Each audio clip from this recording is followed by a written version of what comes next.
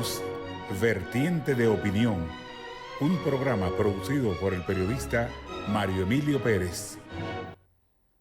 Saludos amigos de Vertiente de Opinión. Tenemos hoy con nosotros un habitual de este programa, que no es habitualísimo, ¿verdad?, usando el adjetivo ya en forma hiperbólica, porque es un reputadísimo, y ahí va también la hipérbole, en su especialidad como médico, que es la neurología. Si no, él estuviera aquí, si el programa fuera diario, esporádicamente, o sea, interdiario. Pero lo tenemos aquí con nosotros. Se trata del doctor José Sillier, un hombre cuya columna en el periódico Hoy, es más, deberían los agentes de tránsito pedirla. Su columna de Sillier, está bien, sí, es una columna muy leída. Y este hombre me recuerda a mi amigo ido a destiempo, el más grande, completo artista dominicano, Freddy Vera, que en su oficina tenía parte ínfima de los reconocimientos que había tenido, y eran 4 o 5 paredes bastante extensas, llenas de reconocimientos, diplomas, etc. Recientemente el doctor José Sillier recibió el Premio Nacional de la Medicina de parte de la Academia de Ciencias, pero ya esa misma institución le había otorgado un galardón de honor el año anterior. Y yo me imagino que él, al igual que Freddy, en su casa hay espacio para nuevos reconocimientos. Don Mario, usted es muy gentil. No, he tenido la dicha de que lo he recibido en vida, ¿no? Exacto. Porque después no se disfruta, usted Claro.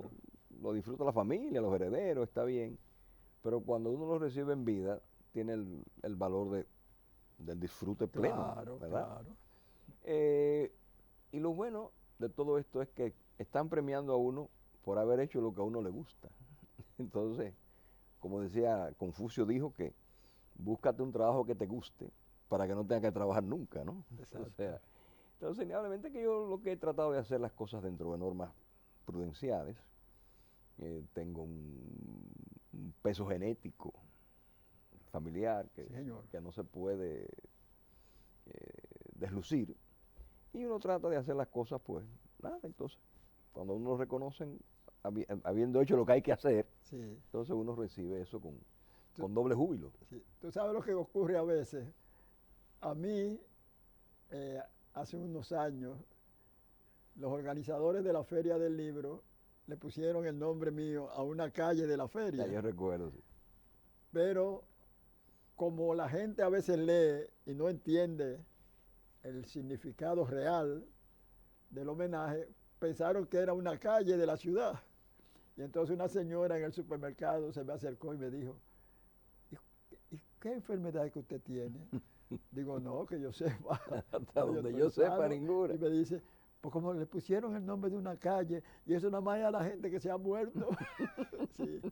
¿Sabe? Y es verdad que a veces cuando se entera alguna institución que hay una personalidad, ¿verdad?, de relieve, que tiene un problema que lo podría llevar a donde no regresan jamás los peregrinos, como dice un poema de un poeta dominicano, entonces le hacen los homenajes. Sí, sí, Y cuando se produce más de uno, ya la gente, ¿y qué tiene fulano? sí. ¿Qué cosa? ¿De qué padece? Exacto. Bueno, vamos a hacer la primera pausa.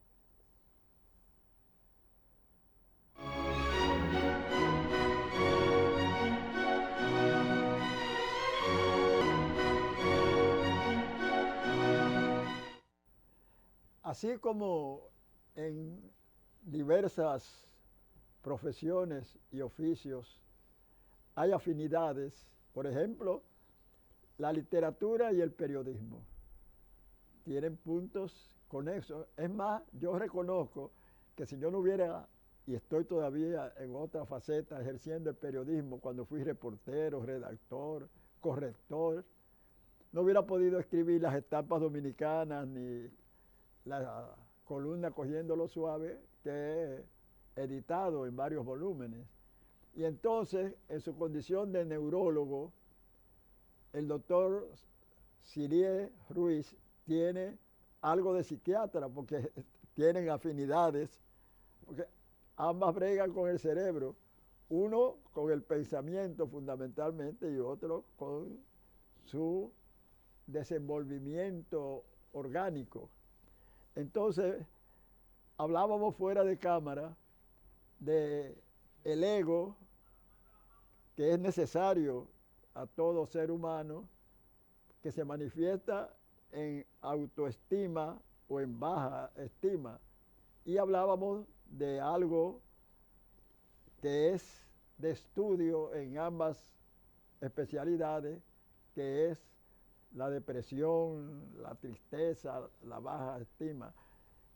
Doctor, indudablemente que al igual que todo exceso, así como la baja estima ocasiona problemas serios a quien la padece, también la egolatría, la megalomanía, es algo que no es normal ni positivo.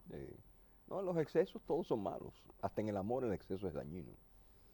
Ese fenómeno de autoestima es lo que nos permite sobrevivir, lo que nos permite el diario vivir, porque usted come, usted procura progreso, usted procura principios, búsqueda de crecimiento individual, personal, familiar. Lo peor es lo que usted señala, cuando esa autoestima se agiganta de forma tal que es pervertida, es dañina. ¿Qué pasa? Tomemos el caso de los políticos dominicanos. Cuando a don Mario Emilio le dicen todos los días que se parece a Dios, usted se parece a Dios, usted se parece a Dios, usted Dios, usted se ve en el espejo a los 3 meses. Dios se parece a mí. Ya usted, pues, más grande que Dios, o sea, y usted se lo creyó. Bueno, de hecho, hay un síndrome en política, no en todo, un síndrome del poder, que se llama el síndrome de Ibris. Ese síndrome es una condición psiquiátrica, es la perversión del poder. No hay ningún ser humano nacido sobre esta tierra que haya ejercido el poder y no haya sentido soberbia. Unos más, otros menos. De ahí la frase tan repetida, todo poder corrompe y el poder absoluto corrompe absolutamente. Absolutamente. Y es así. ¿Por qué? Porque es parte de la pasta del ser humano, es la estructura del ser humano. O sea, no es María Emilio, no es José Ciliano, no es Pedro Pérez, no. Usted pone a la madre Teresa de Calcuta. ¿Cómo se llama el presidente de Sudamérica, de Volkswagen? Maduro. No, el de Sudamérica, el de Uruguay. Mujica. Mujica. Hasta Mujica. Con el exceso de modestia. Por el exceso de modestia, el otro extremo. O sea, a lo que me refiero es que lo importante en todo es el equilibrio. Es ese punto medio de sabiduría donde usted, o sea, a usted le dicen que usted es un profesional excelente, que usted, qué bueno. Pero eso no significa que usted se va a convertir en un... dígame, Mario Emilio, ¿qué fue lo que te pasó? Si tú no eras tan estirado, tú eras una persona sencilla, de fácil acceso, de buen trato. Sencillamente que esa pasta humana se dañó, se ensoberbecen y son formas de perder la perspectiva, o sea, se pierden, porque cuando usted no es capaz de ser racional y decir, bueno, mis límites son estos, yo puedo llegar hasta acá, quiero esto, porque usted me dice, bueno, ¿usted quiere 10 millones de dólares? Sí, todo el mundo quiere 10 millones de dólares, es humano, usted va a cambiar su vida, usted va a disfrutar, usted va a pasear mucho, pero usted tendrá la suficiente estructura mental para administrarse en esa fortuna. Eso es lo importante. Usted conoce gente que sacan esos lotos y se pone loco. Enloquecen. Sí. Cambian de ser esa persona sencilla y sensata y cordial a una soberbia. Porque, no, yo tengo poder. Entonces, eso se ve en estos narcotraficantes. Estos personajes que hacen un dinero fácil, unas millonadas, le entra una soberbia, una arrogancia, porque tienen el poder económico. Entonces, esa estructura de la personalidad, si no está bien encementada, o enloquecen o ensoberbecen, pero normales no se quedan. No todo el mundo es capaz de administrar adecuadamente el éxito. Bueno, no vaya muy lejos, los peloteros que de origen muy humilde y de repente en la primera temporada que juegan en grandes ligas, que ganan millones de dólares, fallecen en accidentes automovilísticos generalmente. ¿Por qué? Porque compran un vehículo quizás que no, puede no. tener ¿verdad? Una velocidad, alcanzar una velocidad. Deme el más caro. Sí. Ellos no compran el mejor. ¿Cuál es el más caro? Ferrari, Maserati, deme ese. Para que ese pobre ego ir al barrio y decir al pobrecito amiguito que se quedó, mira, yo tengo. Entonces, ahí vamos, o sea, esas estructuras humildes, con carencias de todo tipo, ¿verdad? En hogares no estructurados adecuadamente, monoparentales, lo crió la mamá o lo crió la abuela, y usted le pone 10 millones de dólares, óigame, como decía mi padre, es mucho melón para el negrito. Entonces, ensoberbecen, enloquecen, son formas de locura. Esa soberbia excesiva bordea la locura. Porque si la vida te dio, óyeme, disfrútalo. Moderadamente. Bueno, usted cambió de estatus y qué bueno. Sí. Se le premió su esfuerzo, su capacidad, sus habilidades. Maravilloso. Pero, penosamente, para que esa estructura mental sea equilibrada, usted tiene que tener una base. Y si esa base no existe, se perdió. Sí. Fíjese que es muy difícil. Es muy difícil. Búsquese 10 ejemplos del poder.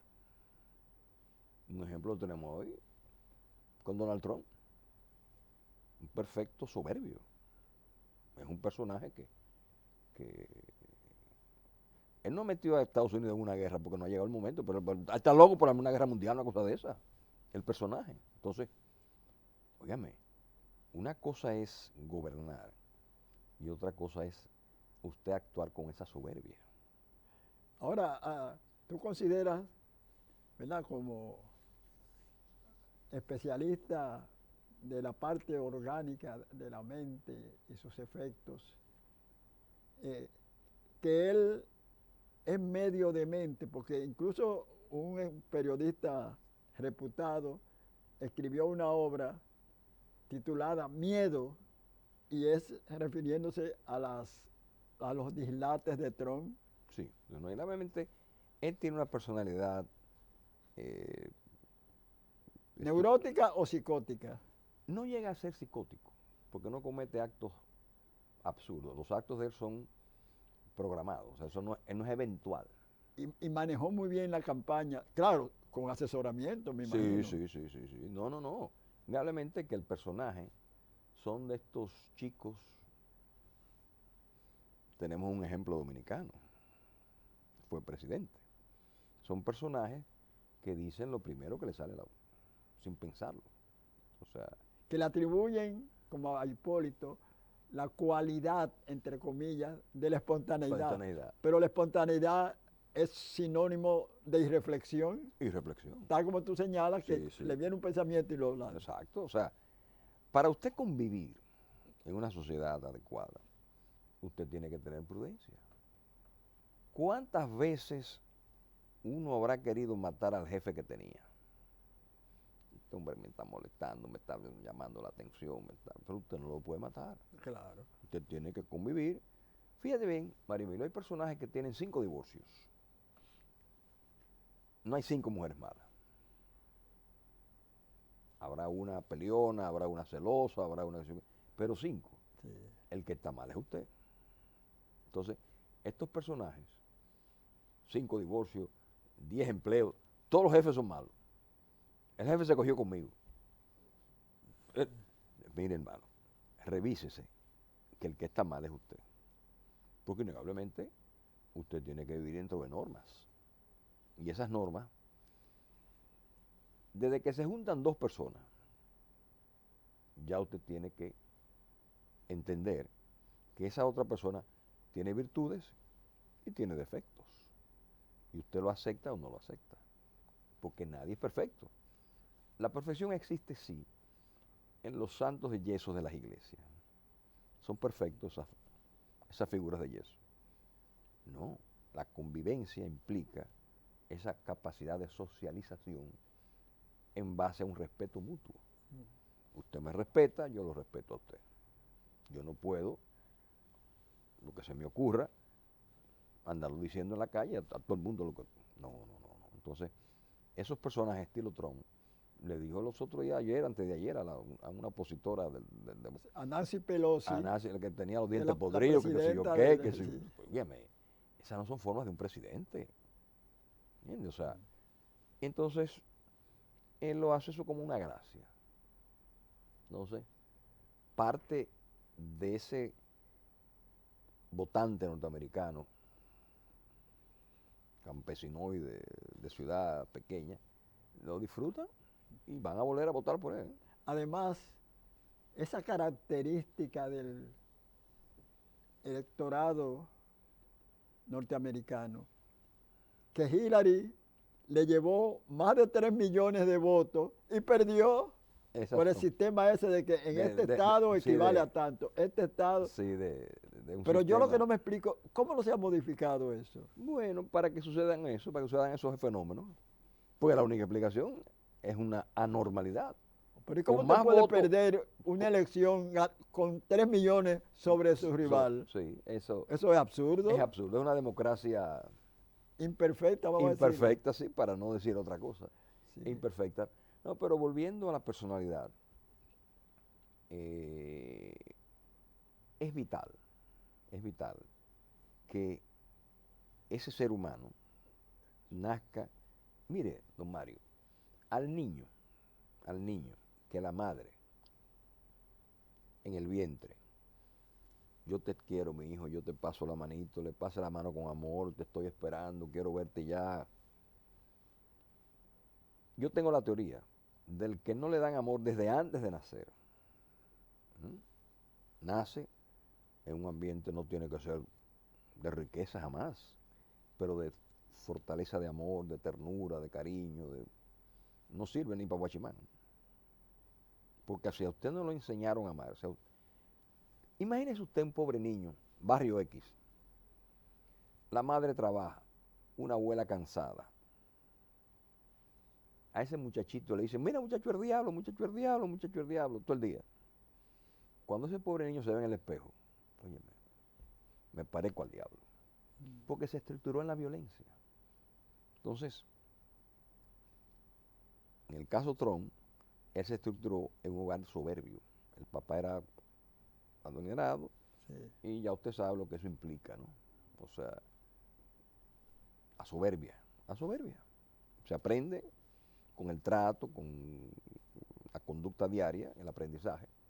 Entonces, desde antes de nacer, si usted no recibe esos afectos, usted va a estar media personalidad.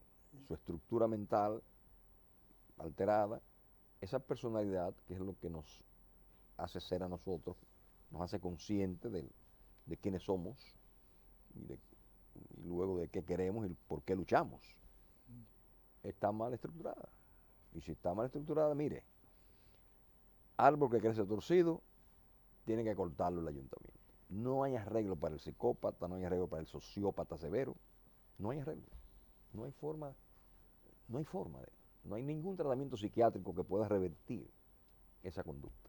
No existe. Bueno, esa era la teoría que esbozaba en su programa radial Maximito Veras Goico. Ah, sí, Igual que ahí era también radical en cuanto a que los adictos a drogas fuertes no se curaban nunca, que podrían arrestar la enfermedad, pero que no. sí. El problema es que el cerebro humano está diseñado para el placer. El cerebro humano no resiste el dolor. A usted le duele una muela ahora y ahorita usted está llamando al dentista. Arrégleme esto que yo no soporto esto. A menos que haya una personalidad masoquista, y eso es otra cosa. Ya es una deformación de personalidad que le gusta el dolor, que le gusta que le provoquen la maldad, lo maltraten, le golpeen. Pero una estructura normal, por eso hay adicciones. ¿Por qué hay adicciones? Porque produce placer. O sea, usted siente placer trabajando, usted se convierte en un workaholic. Usted trabaja 26 horas al día. A usted le gustan los tragos, beba romo. A usted le gusta la droga, use droga. Pero, por ejemplo, tomemos un caso, la marihuana. La marihuana tuvo un auge en los últimos 5 o 10 años que se está usando para todo, medicinalmente. Para el dolor, para algunas formas de epilepsia infantiles, para las neuropatías. Pero ya se está demostrando que produce daño cerebral. Entonces, si usted va a usar una medicación que mañana va a producir un daño, no la recomiende. O sea, ¿cuál es la función del médico? Causar el menor daño posible. Mejorar al paciente en la posibilidad, ¿verdad? Hasta donde el conocimiento de ayuda, pero en procura de no causar daño. Y por eso hablábamos de la personalidad, de que ese niño, ese cerebro, porque el cerebro no es más que un músculo complejo, ¿verdad? Pero tiene la capacidad de mejorar, tiene lo que se llama la plasticidad. Esa plasticidad aumenta, usted nace con X cantidad de neuronas, son varios millardos de neuronas, pero si eso no se utiliza, si ese cerebro no se cultiva, si usted no estudia, si usted no lee, si usted no se reúne con gente que le ayude, si usted no recibe, el pobre cerebro es muy educado. Si usted no lo invita, él no va. Si usted no usa su cerebro, él se sienta y no me llamaron. Yo tengo la teoría de que Juan Bosch y Gabriel García Márquez, de no haber tenido el intelecto que tuvieron, hubieran tenido Alzheimer 30 años antes. O sea, ese intelecto de ellos hizo que su Alzheimer apareciera a los 80 y tantos años, porque usaron su cerebro. Entonces, una de las desgracias de la pobreza es que la mala educación, la no cultura, hace más propenso a la enfermedad de Alzheimer. O sea, hasta la pobreza hasta en eso hace perder. Entonces, ese concepto de estructura de personalidad es multifactorial. Pero no solamente la genética, ¿no? Usted nace 50%, usted nace con una genética que es el 50%, mitad su papá y mitad su mamá. Hay algunos personajes que se parecen a los vecinos, pero esos son los menos. Felizmente son los menos. Entonces va al otro aspecto que es el 50% de educación. O sea, si no hay una buena educación, hoy se habla de la neuroeducación. ¿Qué significa neuroeducación? Significa tomar los conocimientos científicos de las neurociencias y aplicarlo a la educación en una currícula revisada. ¿Qué pasa? La época nuestra era repetir. Y sí, entonces uno se convertía en un repetidor. Hoy día, con la cantidad de información, con esa tecnología de la computadora, que usted tiene acceso a cualquier biblioteca del mundo, ¿verdad? Es interminable el conocimiento. Hay que reeducar. ¿Qué está pasando hoy día? El estudiante cada vez menos utiliza menos memoria. ¿Por qué? Porque todo está a un clic. ¡Pa! ¿No? Entonces, ¿qué va a pasar con ese cerebro que no está usando la memoria? La educación no nos obliga, hoy día no obliga a memorizar. Usted le pregunta a un joven, 10, 12 años, que le dé 3 números de teléfono, y él no lo sabe. Se sabe de su casa y la novita, porque no tiene necesidad. Nosotros teníamos que memorizar obligatoriamente porque no había un papelito, una cosa, eran diferentes. Teníamos que ir a la biblioteca, ahora es todo desde el hogar. Nos juntábamos en grupo a estudiar, ya es, juntarse para estudiar ya es prehistórico, ya es individual, todo. Entonces, ese cerebro que utiliza cada vez menos la memoria, va a llegar a un punto en que no tendrá capacidad de memorizar, porque esa plasticidad cerebral funciona en base a la obligación que tiene el cerebro de aprender. Entonces, como lo tenemos todo ahí, a un clic, no hay necesidad. Entonces, ¿qué va a pasar mañana? Hay algunos que plantean que el hombre se va a robotizar, que seremos mañana mitad humano y mitad máquina. Hopkins, el inglés que murió, plantea que en 150 años nosotros vamos a estar dominados por las máquinas. Lo verán los ta de nosotros y al paso que van, bueno, ya en Japón presentaron una muñeca humanoide. Sí. Entonces, por ahí vamos, ese es el futuro. Y obviamente no podemos volver a las cavernas, ¿no? Sí. O sea que adaptarse a los tiempos.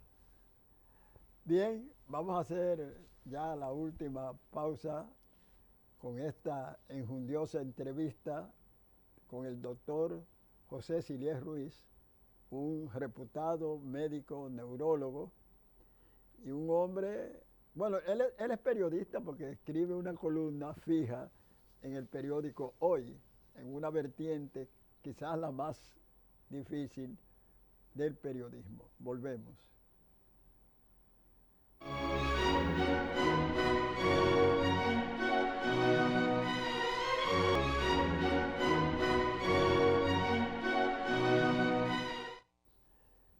Hay algo que la gente repite y es que todo problema de salud es psicosomático. Hablamos mucho sobre la parte psiquiátrica, psíquica de los problemas y ahora vamos a hablar con un neurólogo que vamos a utilizar la parte somática, sobre todo dónde están ahora mismo en materia de mejoría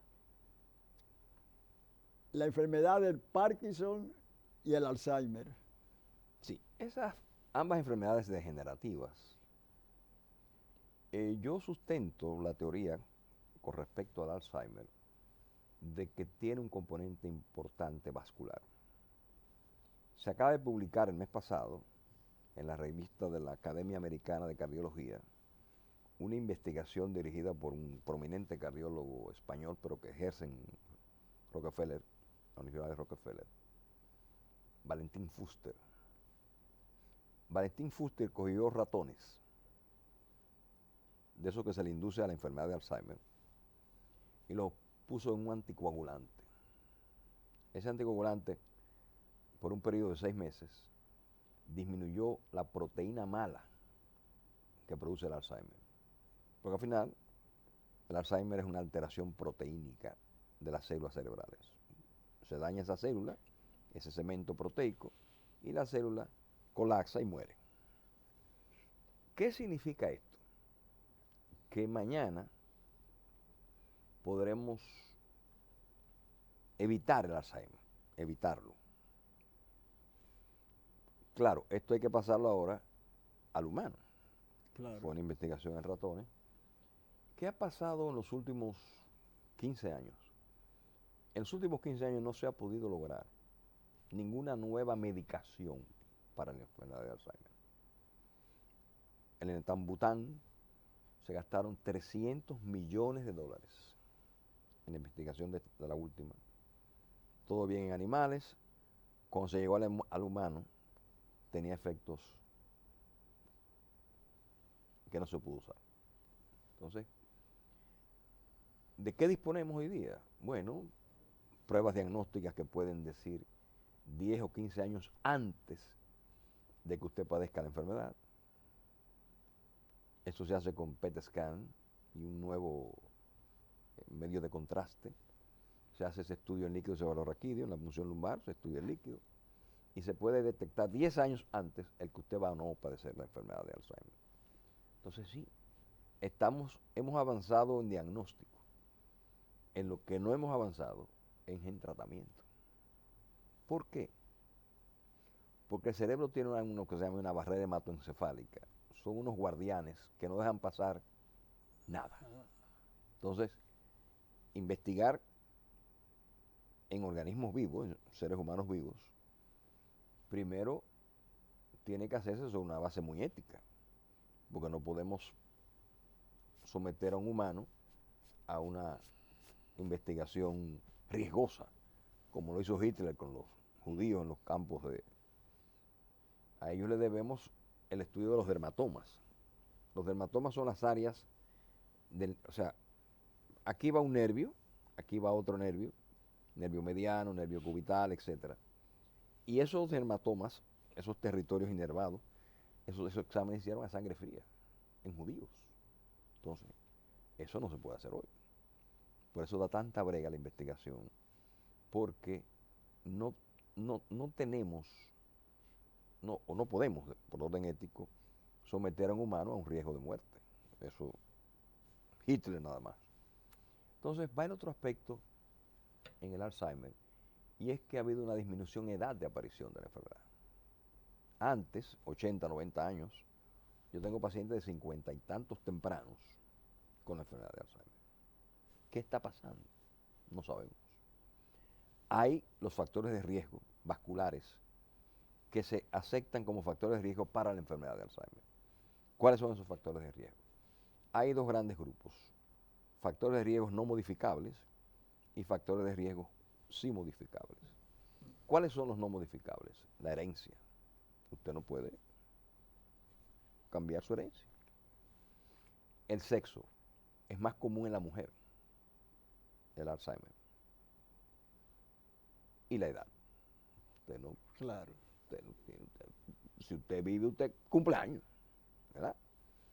Entonces, hay los factores de riesgo que sí son modificables, entre los que están hipertensión arterial, diabetes, las grasas en sangre. Hay gente que no tiene sangre en las venas, como decía Lino Borges, ¿te acuerdas? Sin sangre en las venas. Una canción. Lo que tienen es aceite quemado de esos de carro, ¿no? O sea, tienen colesteroles elevadísimos, grasas elevadas, cisteína, homocisteína elevada. Todos esos son factores que hoy se consideran para el Alzheimer por igual. El estrés, la depresión, la soledad. El que no socializa, no se junta con sus amigos, no se junta con su familia, no se junta con nadie, tiene 30% más de chance de Alzheimer que el que socializa. O sea, yo tengo una teoría: si el gobierno cerrara por decreto hoy mismo los colmadones de República Dominicana, aquí mañana aparecerán por lo menos 10.000 muertos.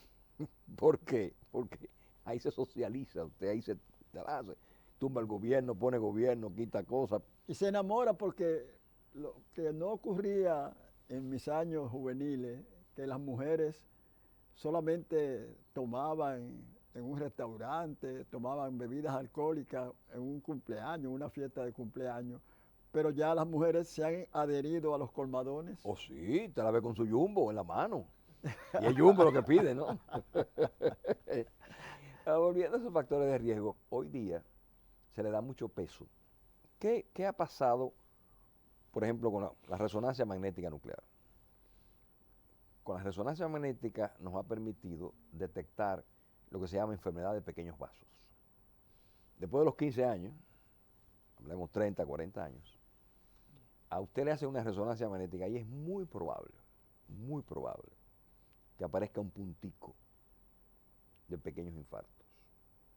Si usted toma 10 personas de más de 50 años, 9 tienen alguna forma de esa enfermedad. ¿Por qué? La dieta, la falta de ejercicio, la vida sedentaria, porque ya usted no va ni al colmado, porque ya usted pide, ahí va el delivery. Ahora hay delivery de todo. Entonces, esos factores de riesgo ayudan a que ese cerebro se vaya infartando. Y ese infarto, hay un área en el cerebro del tamaño de ese dedo, que si el infarto ocurre en ese territorio, usted perdió toda la memoria. Es la zona entorrinal. Si el infarto le dio ahí, usted no se acordará, usted no sabe quién es usted no, nada, perdió todo. Usted se convierte en una masa inerte de carne y hueso. Entonces, por eso es importante conocer eso. Con respecto al Parkinson, se han hecho avances en 2 o 3 nuevos medicamentos. Ya tenemos hasta el parche para el Parkinson. O sea, que la persona que no puede deglutir bien, se pone su parche y se reabsorbe la medicación. Ya para el Alzheimer, la gente de Novartis, ya el laboratorio de Novartis ya tenía parche hace unos 15 años ya. Entonces, pero curación, ¿verdad? Porque si usted tiene un absceso, le dan antibiótico, usted se cura. Si usted tiene una fractura, se opera pero no podemos, no hemos llegado a la curación en ninguna de esas 2 enfermedades. Enfermedades que lógicamente han aumentado porque la población mundial es más longeva. Las calidades médicas han permitido que la gente llegue a los 80, 90 años. Antes, el anciano de 35 años se moría. Si tú recuerdas la infancia temprano, ese tío de 35 años era un viejo. Y ahora, los viejos para mí tienen 99 años. ¿Eh? Uno le va, a medida que uno avanza en años, uno le va subiendo a la vez. No, a lo que me refiero es que tenemos alternativas terapéuticas para mejorar las 2 condiciones. Por ejemplo, en el caso de Alzheimer, disponemos de medicación. ¿Qué va a hacer esa medicación? Que el deterioro se haga escalonado. ¿Verdad? Más lento. Más lento, calidad de vida, socialización, etcétera.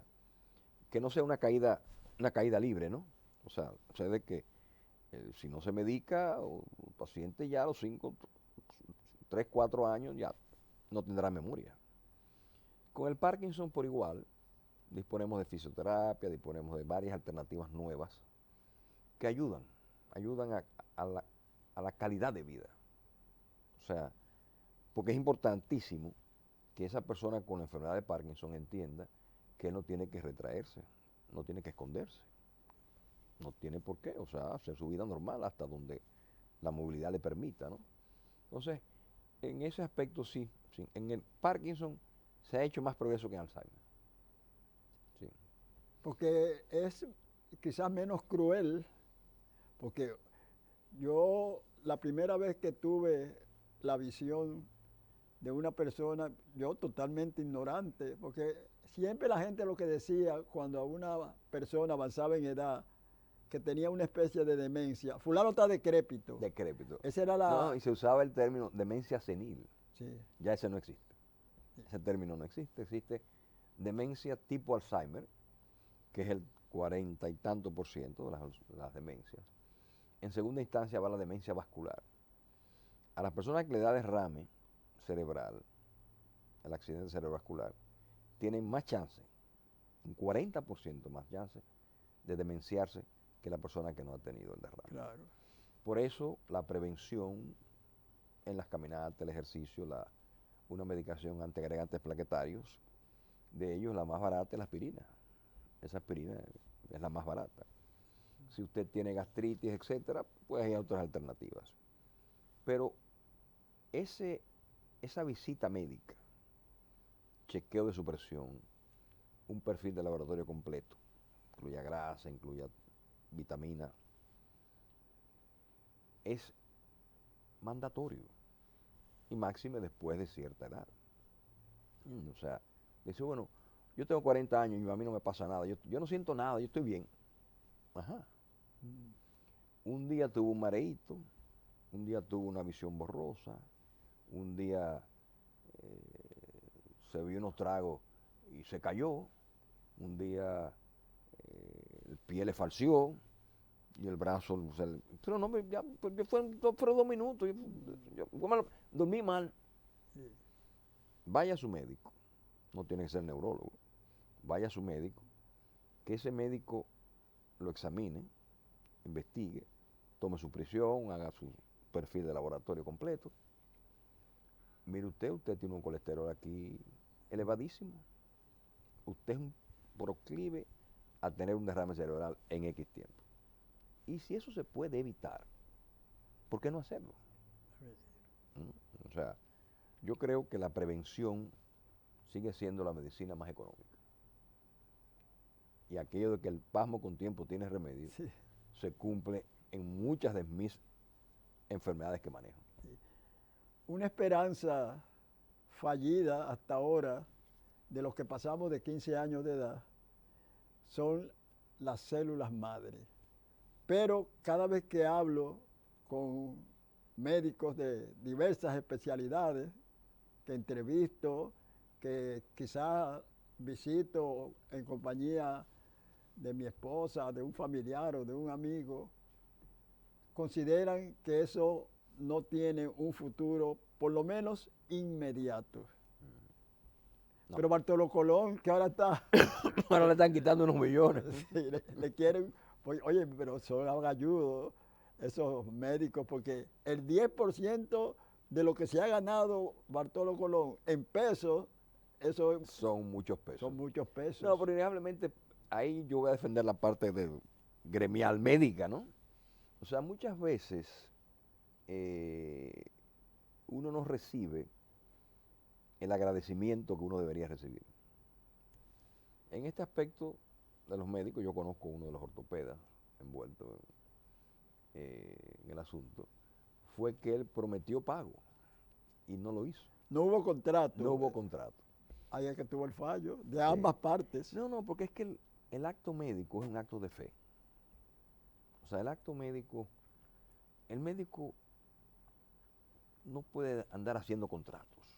O sea, no somos abogados, no somos comerciantes, somos médicos. Entonces, el paciente viene donde mí, confía en mí, yo trato de darle mi mejor de mis conocimientos y de esto vivimos. O sea, el día que nos paguen como peloteros, qué bueno. El día que nos paguen como, ¿cómo se llama el abusador? Sí. Que anda por ahí, que ya apareció. Y entonces, no, el acto médico es un acto de bondad, es un acto de fe. Yo creo en usted y usted cree en mí. Usted viene donde mí porque cree que puede ayudarlo y yo creo en el paciente ayudándolo en lo más de mis conocimientos. Pero es que es muy, yo no sé si la firma de un contrato que garantiza ambas partes, ¿no? O sea, si yo no le curo esto, usted no me paga. O sea, si yo se lo curo, usted me paga tanto. Eso mercantiliza el ejercicio, lo hace muy comercial. Otra cosa que yo veo, ya hay un acercamiento entre la medicina naturista y la facultativa, porque antes yo recuerdo que un conocido médico, muy amigo mío, cuando yo le hablaba de los naturistas, decía, Mario Emilio, pero esa gente no cura realmente, no. Pero ahora veo que la medicina facultativa, muchos de sus más connotados exponentes, consideran que ayuda a la medicina naturista. Indudablemente que el paso de los años nos ha acercado, pero todavía sigue siendo la medicina correcta, la medicina basada en evidencias. Porque si el jugo de zanahoria no se puede replicar en otros países o en otros pacientes, entonces no tiene validez. O sea, y el hecho de que esta medicina natural no hace daño, porque es muy natural, es muy segura, pero hay aspectos que antes ellos prometían cosas que no se podían cumplir. Entonces, innegablemente que mientras más científica se va haciendo, pues más se acercan, ¿no? O sea, y eso es lo que ha pasado. Se ha hecho con más evidencia y, lógicamente, ya la brecha se va cerrando. Claro. Porque la facultativa necesita de muchos de los elementos que ellos utilizan y la naturista necesita entonces del otro. Entonces, eso permite que la brecha sea menor. Sí. Bueno, decir que una entrevista del doctor José Sirié Ruiz es interesante y también nos brinda enseñanza. Eso es pleonasmo, es redundancia. Se parte de esa premisa. Claro, es uno de los médicos que nunca termina de estudiar y asiste a los congresos. Eso es muy importante porque ahí... No, ahí está la actualización. Exactamente, exactamente. Ahí es que se presentan los avances, los últimos avances de toda especialidad.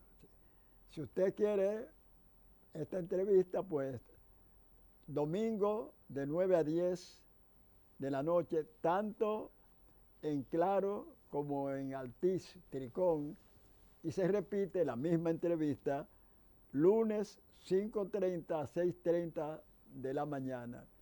Si no la pudo ver en ninguna de esas ocasiones, va a YouTube y ahí aparece esa interesante entrevista con este reputado hombre de ciencia. Agradecemos la atención, la valoramos y esperamos que nos la sigan brindando mientras estemos siendo productores de Vertiente de Opinión. Hasta la próxima.